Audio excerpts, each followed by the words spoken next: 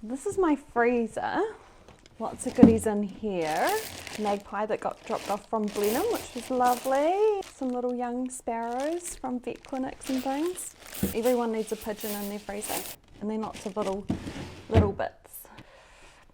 I'm gonna do your hair. Look a bit rough, mate. Rougher.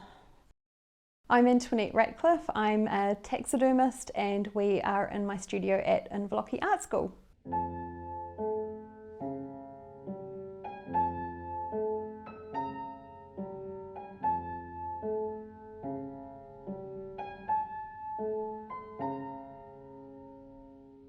I got into taxidermy when I was a vet nurse. Being a vet nurse, you've got access to freezers full of wildlife. So what happens is people, the public will come in with a bird that the cat's attacked, and if they're not able to be rehabilitated, so they're not going to be able to live out into the world, and thrive and eat and do what they need to do. And if another rehab group can't take them on, then they are euthanized, and the cremation guy would come along and take it away. And I always thought it's such a waste.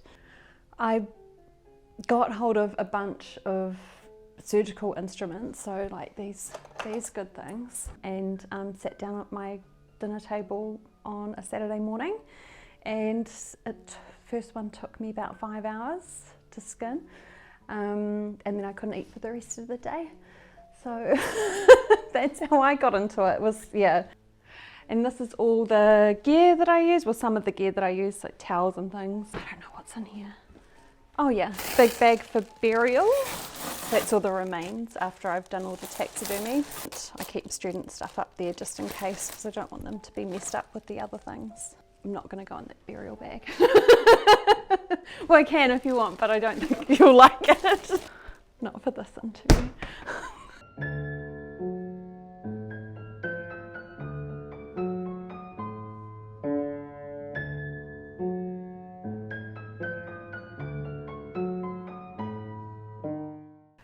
In terms of the stigma around it, I think it's a lot less now than it was maybe even, definitely 15 years ago. I've been doing this for I think nearly 9 years. Even at the very beginning of starting to do it, I didn't feel very good about doing it because my whole job was about saving the animals and, getting them back to their owners. So the link between taxidermy and conservation seems like they should be far, far apart, but I think that's just something that's happened over time. Being able to talk about conservation and explaining to people that it's not just the pets in your house that you need to be caring about, kind of thankfully saved me. Well, found my little spot of where I sat in taxidermy, yeah. At the moment I'm working on a big installation, so this here is going to be part of it, and the kittens as well. So yeah, anything that's particularly precious, like these pigeons. They look like everyone else's pigeons, but they were rehab fails that I looked after one and a friend looked after one, and we didn't do very good at keeping them alive. In terms of when I'm teaching taxidermy for things like stoats or rats, for example, I try to encourage people to put a trap out themselves and collect it themselves.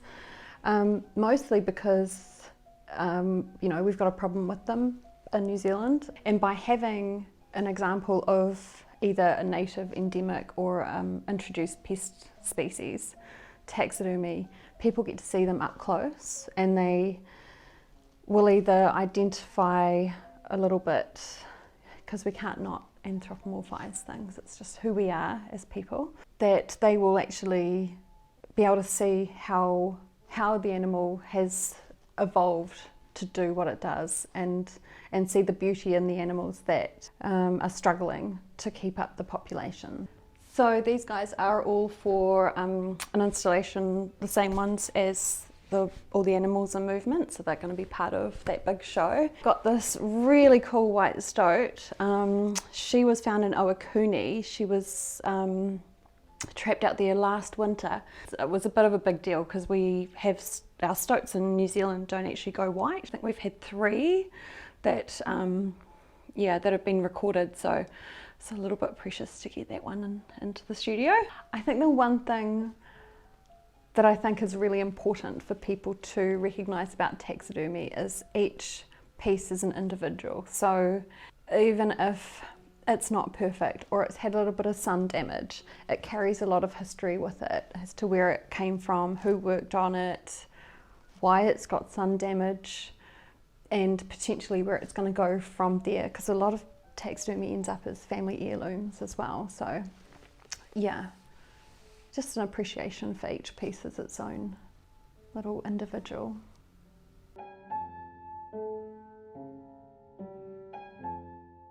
I think it's important to actually see as close to the real thing as possible without having it trapped in a cage for everyone to see while it lives out its last months in a cage, you know? Like, it's already there. It's going to be buried.